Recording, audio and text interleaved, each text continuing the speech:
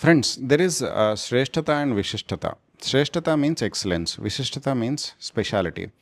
What is excellence and what is speciality? Let me give you an example. Excellence is uh, striving for getting 100% marks in whatever subject you are studying in your classroom. Speciality is to try and get first rank in your classroom. Now, when you try and get first rank in your classroom, what you do is you don't want others to reach that. That also will be your agenda, and you want to reach it, right? So your focus is on others, what others are doing. If you are studying for 2 hours and that you think is enough, and if you come to know over phone that your friend is studying for 3 hours, you will be nervous, right? So you are always comparing yourself with the others, and you want to be special. And if you don't get it, if you don't get that first rank, you will be frustrated. You don't know what to do. You want to study further, but even if you study further, you don't want the others to study better than you. So that is what is going on mostly, and this is trying to get speciality as a goal in your life.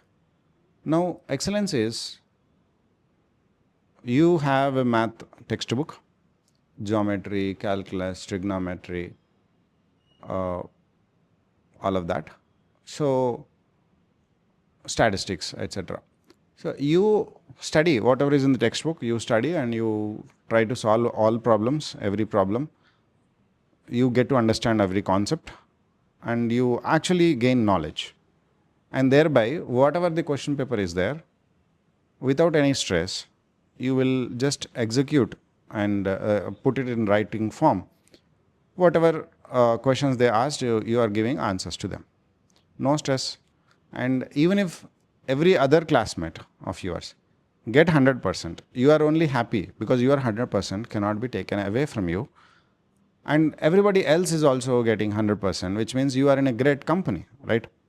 So this is excellence, and it is beneficial for everybody, you and everyone, right?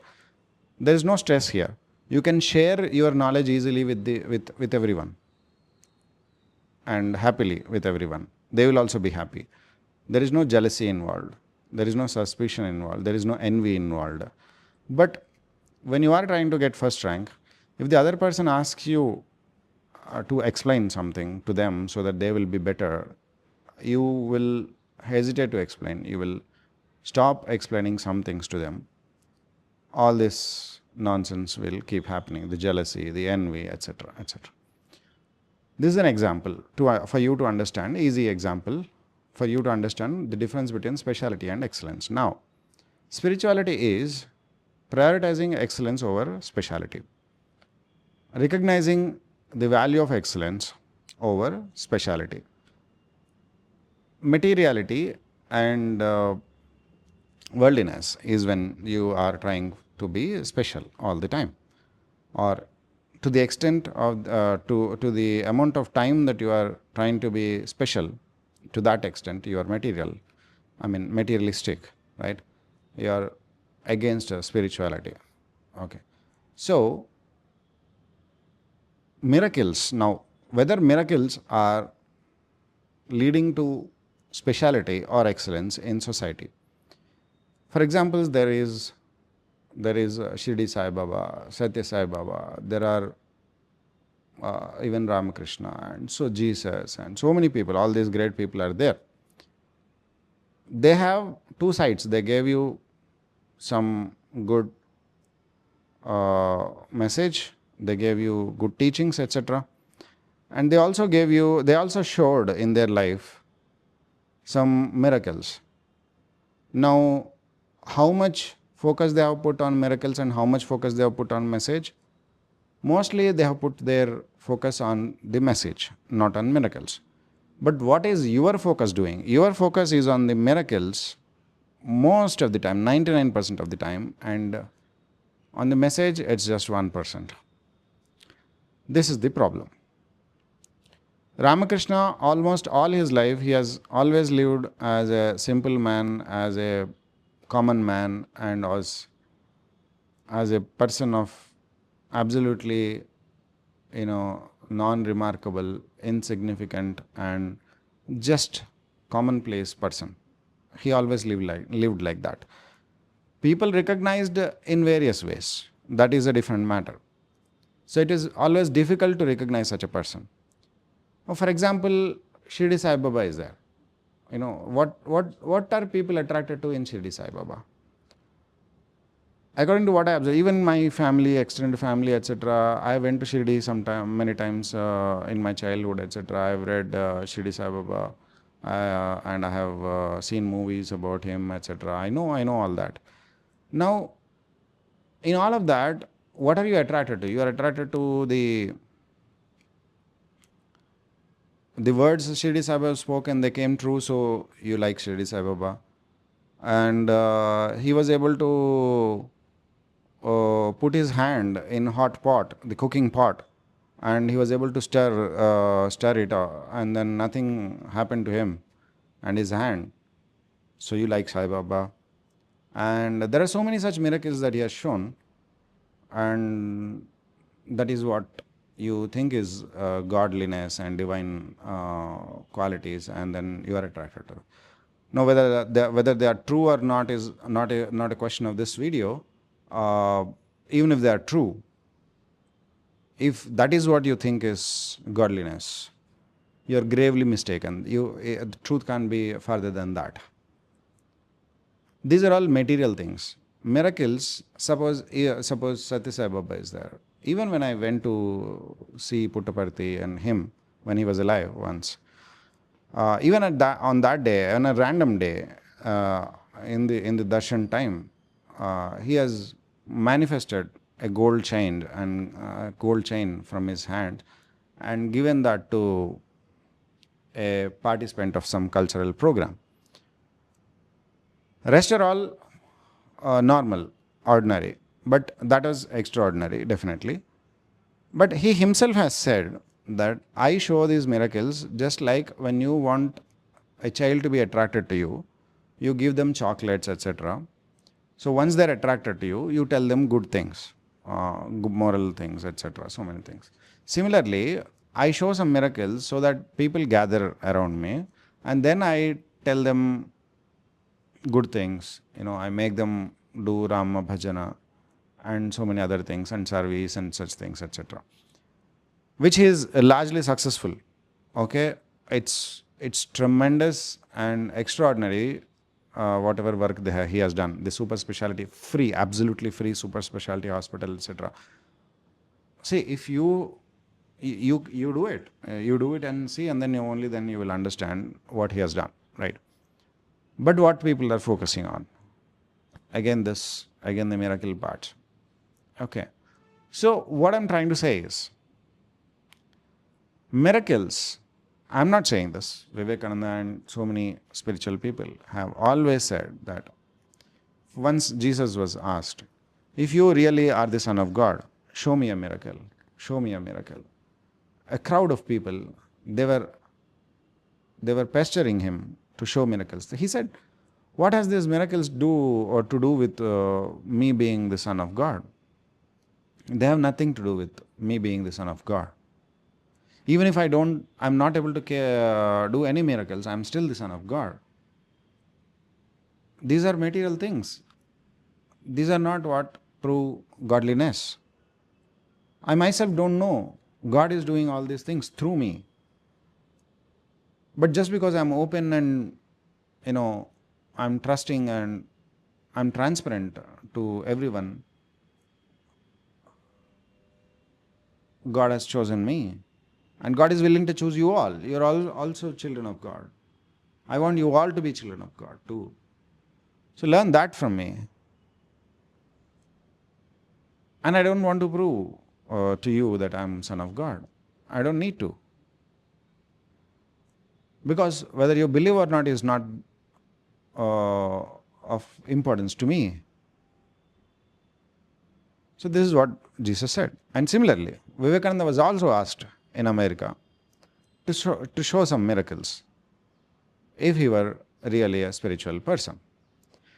He gave the same answer. He quoted Jesus and he said, miracles are nothing but the laws of nature that we don't know yet.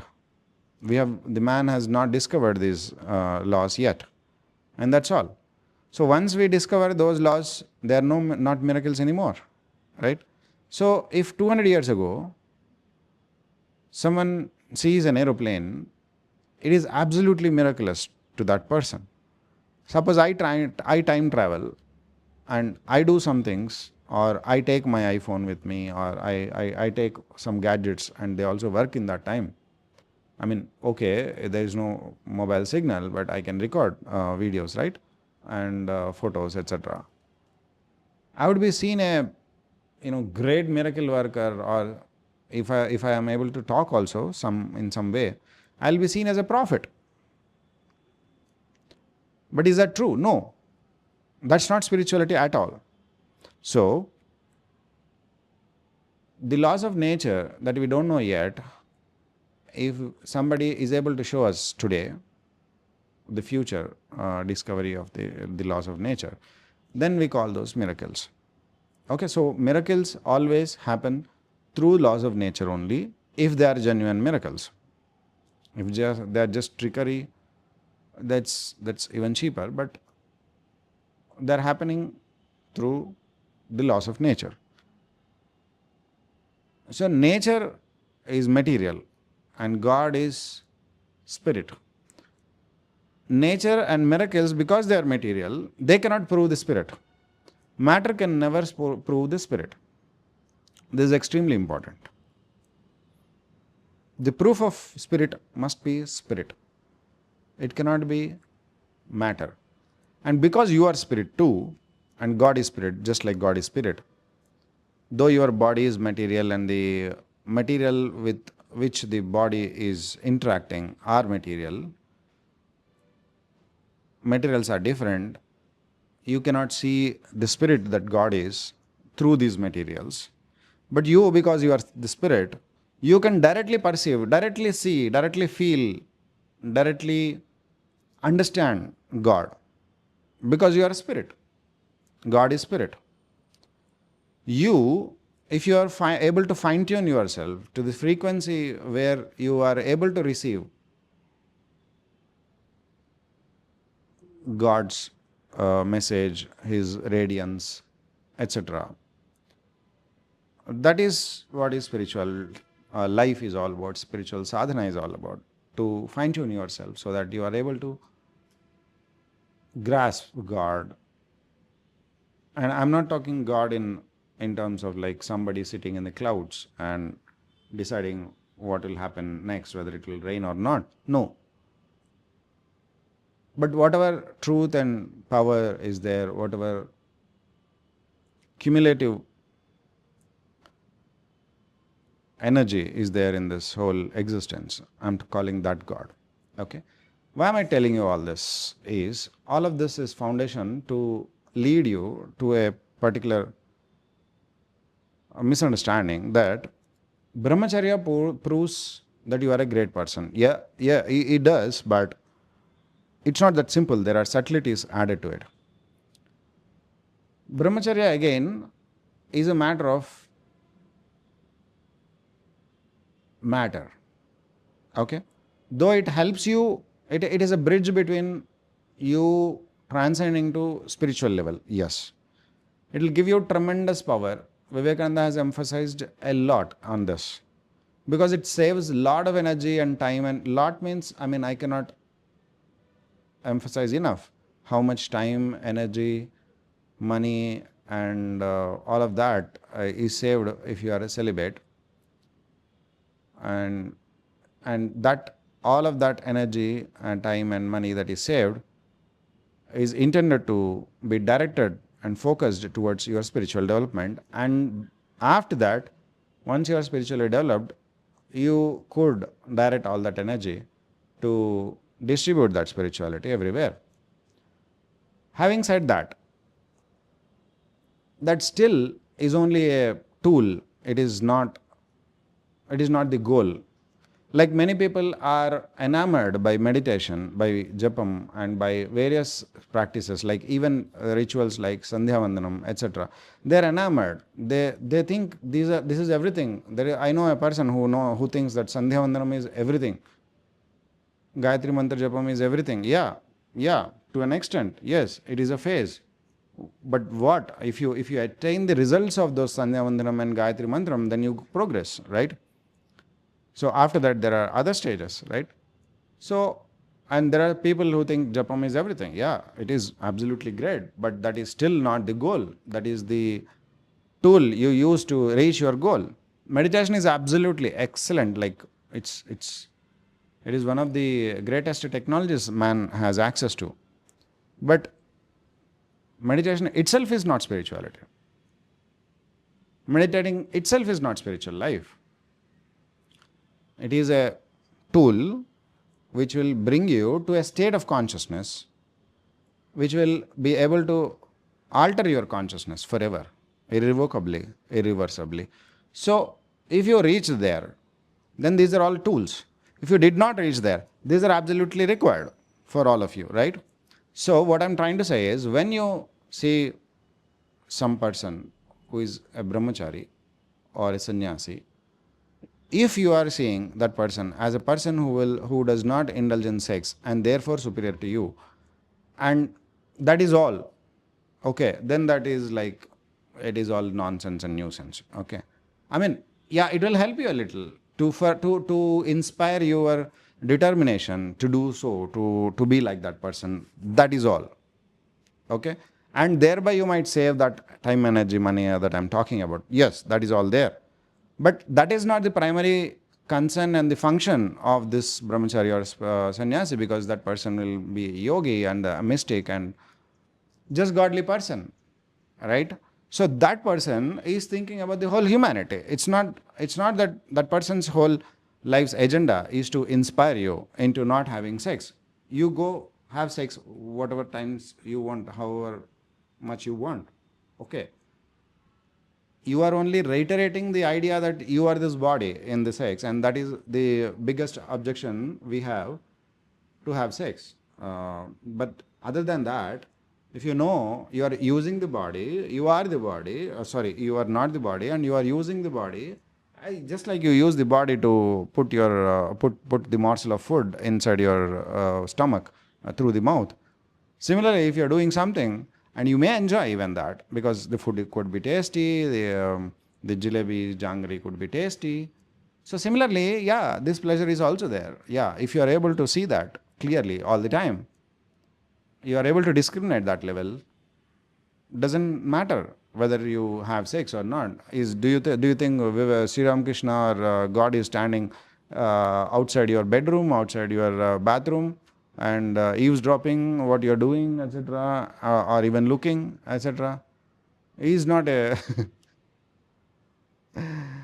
he's not a voyeur, kind of person. Wherein, see, I'm talking because he's omnipresent, right? So you might be able to understand that if he's present, he's present when you are doing right and when you're doing wrong. So don't be all this, TV serial kind of spiritual people, right?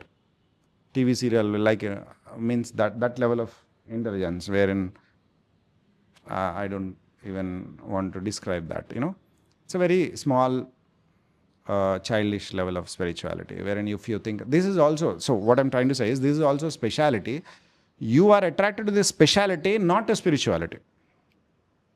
Okay, so if somebody is a great meditator, if somebody is a great japam person, if somebody is a great fasting person, so many people want to fast. Fasting is spiritual. Okay, fasting may help you towards spirituality. Meditation will help you towards spirituality, and all of that. Brahmacharya will help you towards going towards spirituality, but that is not spirituality. Okay, there is this spirituality is all about subtle differences. I hope you have been able to understand what I'm trying to say. So speciality is not spirituality. So if you are attracted to speciality, don't call yourself attracted to spiritual things.